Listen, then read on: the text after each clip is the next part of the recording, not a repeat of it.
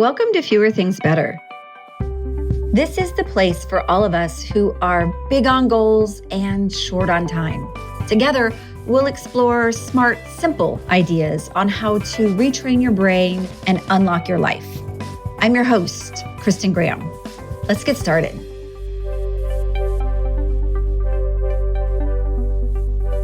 Today's conversation is going to look at the art, science, and practice of incremental improvement.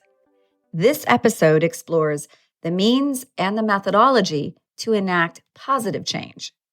So the bottom line on top, or the blot, is that just like birthdays mark passages of time, our scars, both the visible and the invisible, mark milestones on this hard-earned journey of ours.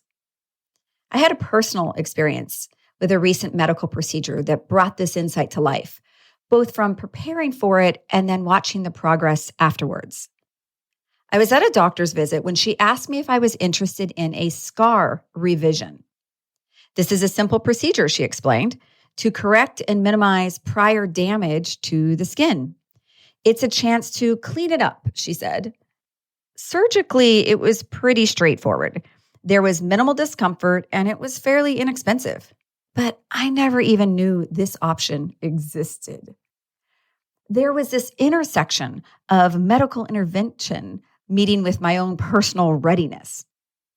And as I've watched the healing from this scar revision, I've been struck by the similarity of how this could potentially apply to our lives, our goals, our habits, and to the progress we want to make in all of those areas. It led me to consider, is there a procedure for mental revision? Yeah, indeed there is. Neuroplasticity is the science behind our capacity to change in our brains. It is where our neural networks within our brain can change their connections to one another in response to behavior, to new information, to stimulus, to repetition, and even to environmental influences. The human brain has about 80 billion, that's with a B, neurons. So the brain's ability to reorganize itself is done through forming new neural connections throughout the course of our life. Now, that can certainly apply to large-scale changes that the brain is adapting to, like enhanced multisensory abilities, such as when somebody gains increased hearing ability after losing their vision.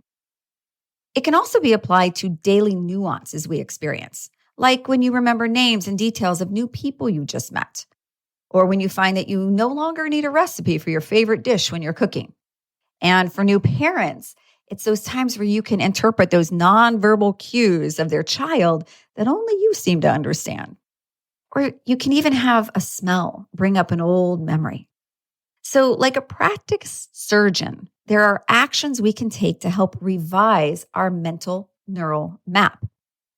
The first is to look at how you can turn up the volume of your other senses. In our digital age, we have lots and lots of visual stimulus. Too much, probably. So where you can introduce color and music, smells, movement, even taste to expand your cognitive connection, you have entered a mental playground. The second thing you can look to is hydration. Your brain is approximately 75% water. And water is used to transport oxygen to your brain. That allows it to better communicate with the rest of your body. It's like making sure the microphone isn't muzzled when you're speaking. Better hydration can increase your concentration and your cognitive skills, in addition to all those beautiful physical benefits as well. The third is sleep. That's the original revision source. When the body rests, the brain reboots. The brain will move through 4 stages of sleep, each of them equally important, because this is the restorative cycle that really helps with the brain's neuroplasticity. And if that sleep is disrupted, it's going to interfere with its ability to do the rest. Sleep also helps us unlearn. It's our mental filtration system, how we can downscale all of the information and stimulus that was collected during the day. Think of it like cleaning your brain off with a lint brush and leaving behind just what's important. Similar to a HEPA filter that removes air pollutants around us, sleep can filter through the best information needed for your brain and make way for space to prepare for tomorrow's inputs. Finally, revision comes through repetition.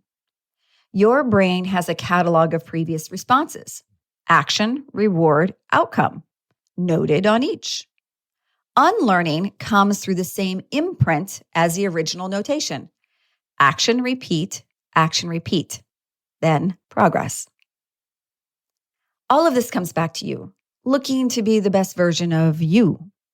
Just as a scar revision doesn't remove the experience of what caused a scar in the first place, this mental work, whether it's through habits or through development, isn't meant to be an eraser.